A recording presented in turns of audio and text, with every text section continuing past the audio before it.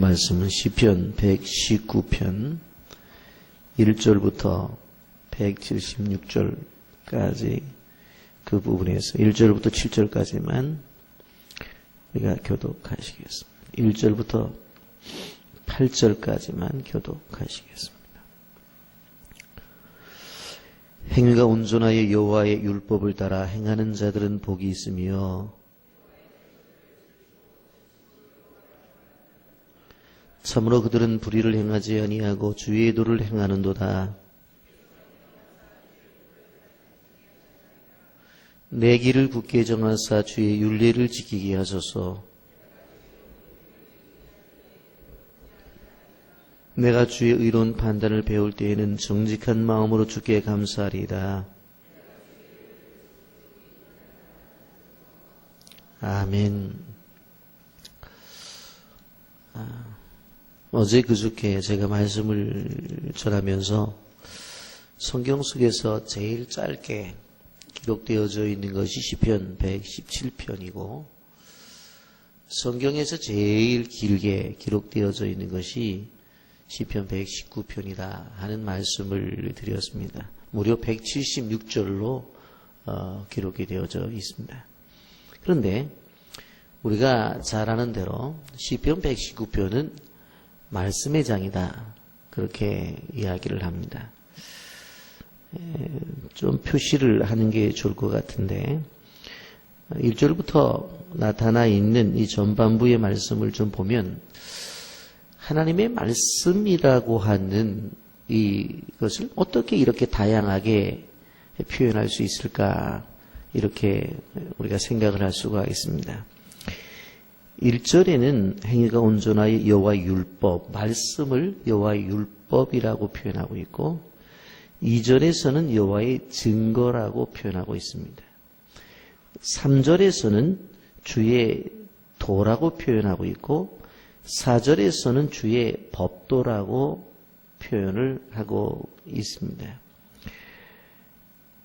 그리고 5절에서는 주의 율례라고 표현하고 있고 그리고 6절에서는 주의 모든 계명이라고 표현합니다. 7절에서는 주의 의로운 판단이라고 표현하고 있고 8절에서는 주의 율례라고 표현합니다. 9절에서는 주의 말씀이라고 표현합니다.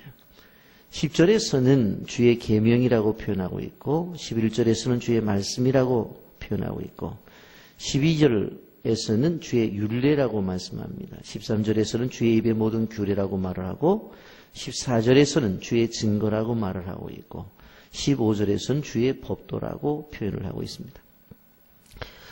시편 119편을 시작을 하면서 하나님의 말씀이라고 하는 이러한 분명한 주제를 다양하게 표현하는데 여러분 이것은 다양한 그냥 표현으로 끝난다고 생각하면 안 됩니다.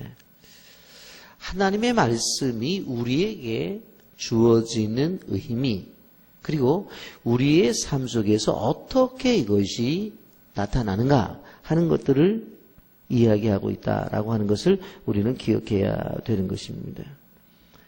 한마디로 말하면 1절에서 여호와 율법이다. 이게 하나님의 법이다 라는 이야기고 2절에서 여호와의 증거라는 것은 이 말씀은 하나님이 증거한 내용이다. 그렇게 말씀을 하는 거예요. 3절에 주의 도라는 것은 하나님께서 말씀하신 길이다. 그런 것을 이야기하는 거예요.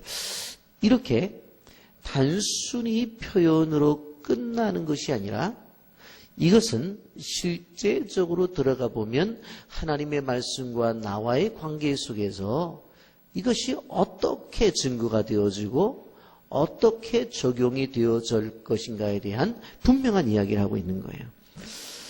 길기 때문에 이 전체적으로 그러면 이 말씀이 우리에게 주는 게 도대체 뭐냐 하는 부분들을 좀 생각하면서 오늘 말씀을 정리하려고 합니다.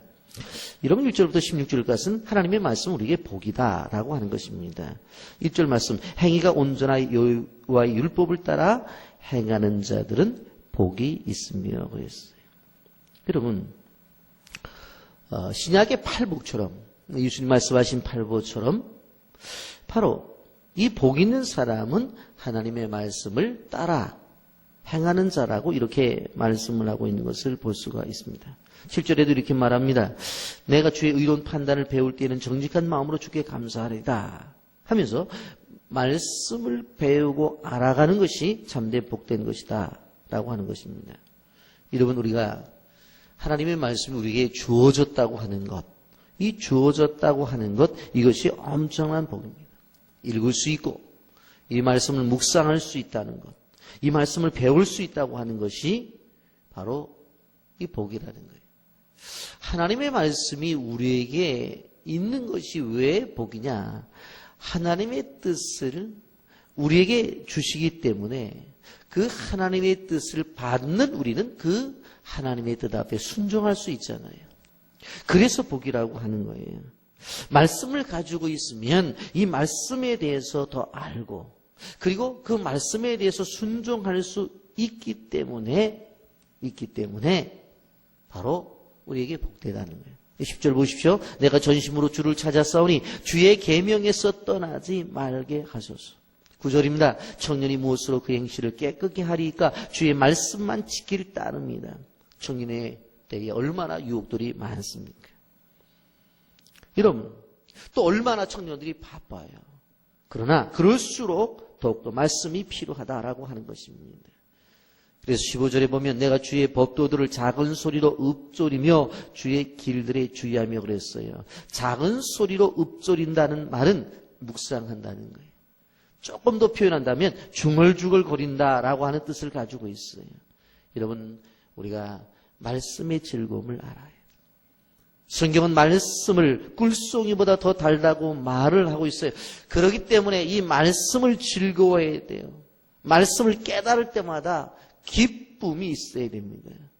그래서 어떻게 하든지 간에 성경을 읽어야 되지.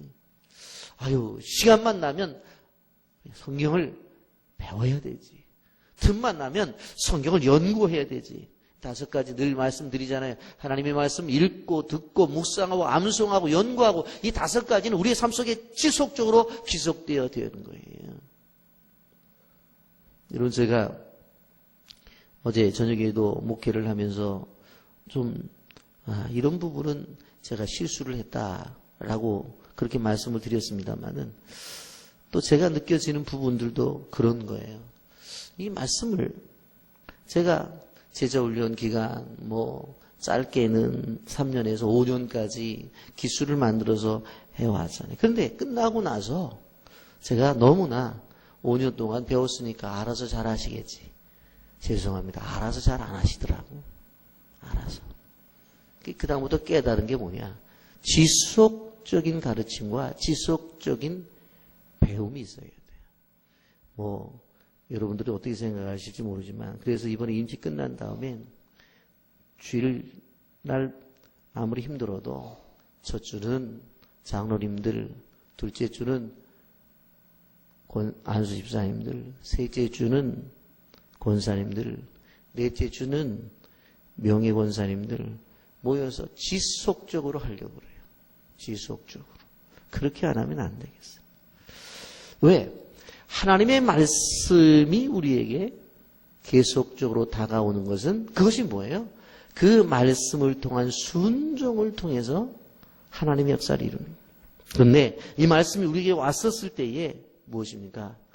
그냥 다 좋은 것만은 아니에요. 말씀이 순종하게 되어질 때 고난이 찾아온다고 그랬어요.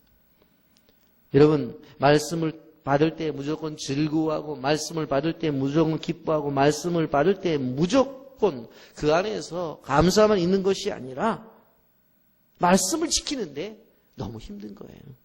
20절입니다. 주의 규례들은 항상 사모함으로 내 마음이 상하나이다. 말씀을 따라가는데 마음이 상해요. 말씀을 따라가는데 고난이 찾아와요. 말씀을 따라가는데 아픔이 찾아와요. 오히려 말씀에 순종했다면 요즘 말로 말하면 하나님이 복을 팍팍 주셔야 되잖아요. 그런데 그냥 말씀만 사모하는 거예요. 말씀을 지키는데 너무 어렵기만 하는 거예요. 23절 고관들도 앉아서 나를 비방하였사오나 주의 종은 주의 일례들을 작은 소리로 읊조렸나이다. 이런 말씀의 길에 순종하러 갈 때에 말씀에 순종했으니 뭐 세상 말로 말해 벼슬이라도 하나 줘야 되잖아요. 말씀에 순종했으니 돈이라도 좀 넉넉하게 주셔서 편안하게 살아야 되잖아요. 말씀대로 살았더니 우리가 이 어려운 세상 속에서 그래도 편안한 삶을 주셔야 되잖아요. 그런데 그렇게 되어지를 않아요. 오늘 24~5절에 내 영혼이 진토에 붙어 싸우니 주의 말씀대로 나를 살아나게 하소서. 죽음 직전까지 가요. 말씀대로 순종할 때. 너무 힘든 거예요. 너무 힘든 거예요. 저는 목사입니다. 목회를 하는 데 있어서 가장 가치 기준이 어디에 성경이란 말이에요. 목회도 성경대로 해야 될 텐데 그러지 않는 일들이 있을 수 있어요. 왜? 주변에 일어나는 일들, 또 성도들이 다가와서 요구하는 것들. 근데 그것을 지켜내기가 쉽지 않다는 거예요. 그런데 그런 것을 지켜냄으로 인해서 어떤 경우에 관계가 서운함도 있고 어떤 경우에 교회를 떠나는 일들도 있어요. 그런데 그 속에서 뭐예요? 목회의 성숙이 오는 거예요. 교회 성숙이 오는 거예요. 교회가 바로 가는 것들이 거기서 나타나는 거예요. 뭐 이렇게 하면 말씀과 관계없이 그렇게 하시죠 뭐 이렇게 하면 그렇게 하시죠 뭐 그러다 보면 교회가 바로 세워지지를 않아요. 여러분 우리가 기억해야 돼요. 생각해 보면 고난 속에 성숙하는 것이지 우리가 다른 것으로 성숙하는 것이 아니에요. 여러분 우리는 기억해야 돼요. 하나님께서 이스라엘 백성들이 잘못할 때에 가만 놔두시질 않았어요. 항상 고난으로 북방 이스라엘인 아수르, 남방 유다는 바벨론으로 그냥 치면서 그대로 고난이 맞아요. 여러분 그러나 이런 고난 속에 고난으로 무너지는 것이 아니라 말씀은 우리에게 소망을 주는 것입니다. 여러분 세상에 살 때 많은 고난이 수반됩니다. 고난이 닥칠 때에 고난에 굴복하면 고난의 종이 됩니다. 고난 앞에 벌벌 떨면 안 되는 거예요. 여러분 우리는 기억해야 돼요. 진리. 우리에게 다가왔을 때 어떠한 고난이 올더라도 진리는 진리에 거짓은 거짓이에요. 구분할 수 있는 능력을 우리에게 주셨어요. 여러분 우리가 기억해야 돼요. 50절 말씀 중요하기 때문에 다 같이 읽어보겠습니다. 50절 다 같이 봅니다. 시작. 이 말씀은 나의 고난 중에 위로라. 주의 말씀이 나를 살리셨기 때문이다. 우리가 고난을 받아요. 그런데 그 말씀이 고난 중에 위로가 되어져요. 결국은 그 말씀이 나를 살려내는 거예요. 여러분 고난 중에 우리가 더 확인해야 될 것이 있어요. 무엇인가? 말씀에 가까이 하는가? 하는 겁니다. 그러면 우리가 고난 중에 기뻐할 수 있어요. 여러분 예수님도 고난을 당하시잖아요. 그때에 무엇으로 이겨내요? 말씀. 40일 금식 기도를 할 때에 너무 배가 고팠어요. 그랬더니 사단이 와서 그 능력 가지고 돌로 떡덩어리 만들어 먹어라. 만들 능력이 계셨다고. 그런데 주님이 뭐라고 말씀하셨어요? 사람이 떡으로만 사는 것이 아니다. 하나님의 입으로 나오는 말씀으로 사는 거다. 결국 말씀으로 이겨냈어요. 고난 속에서 예수님조차도 말씀으로 이겨냈어요. 여러분 세상의 고난은 나그네입니다. 따라서 하세요. 고난은 나그네다. 고난이 우리에게 영원히 머물지 않는다니까요. 나그네는 어느 곳에 가서 잠깐 있다가 가는 거예요. 나그네는 마찬가지예요. 고난은 우리 인생에 있어서 나그네예요. 여관집에 거하는 것이 있어요. 여관을 자기 집 삼아 사는 사람이 어디 있어요? 어떤 일들을 통해서 길어도 1년이고 2년이고 있는 사람들도 있더라고요. 왜? 일을 맞춰야 되니까. 그러나 대개 다 나그네는 하룻밤 이틀밤 자면 그냥 떠나는 거예요. 자기 집으로. 고난은 우리 인생에 뭐라고요? 나그네. 왔다가 떠나는 거지. 우리 인생에 머무르면서 주인 노릇 못하는 거예요. 성경이 그것을 말씀하고 있는 것을 볼 수가 있습니다. 56절에 이렇게 말합니다. 내 소유는 이것이니 곧 주의 법도를 지키는 것이다. 주의 말씀을 지키는 것, 이것이 내 소유라고 이렇게 말씀하고 있는 것을 볼 수가 있습니다. 여러분, 고난 중에 있을 때의 말씀을 가지고 모든 것을 이겨내야 되는 것입니다. 57절 말씀, 여호와는 나의 분기시니 나는 주의 말씀을 지키리라 하였나이다. 어떠한 고난이 찾아와도 우리는 말씀을 지키는 데 노력해야 돼요. 60절입니다. 주의 계명들을 지키기에 신속히 하고 지체치 아니하였나이다. 여러분, 조금 힘들면 사람들은 세상이 끝난 것처럼 생각해요. 고난이 찾아오면 모든 것이 무너진 것처럼 생각해요. 어려움이 찾아오면 내 인생 종쳤다고 생각해요. 어리석은 거예요. 그러면 그럴수록 어떻게 해야 돼요? 살아있는 하나님의 말씀 속으로 들어가야 돼요. 그리고 말씀을 읽으면서 마음에 와닿으면 아멘, 아멘, 그렇습니다. 이렇게 될 줄 믿습니다. 내 인생에 이 말씀 주신 거 감사합니다 하면서 아멘, 아멘, 아멘 하면서 읽는 거예요. 제자훈련할 때 그런 얘기를 하죠. 하나님의 말씀을 하고 살아있는 하나님의 말씀인데 이 말씀을 읽으면서 울어본 경험이 없으면 그분은 말씀의 맛을 모르는 사람이에요. 제가 물어봐요. 그런 경험이 있냐고. 있다는 분도 있고 없다는 분도 있어요. 그러면 말씀은 언제까지 읽어야 되느냐. 언제까지.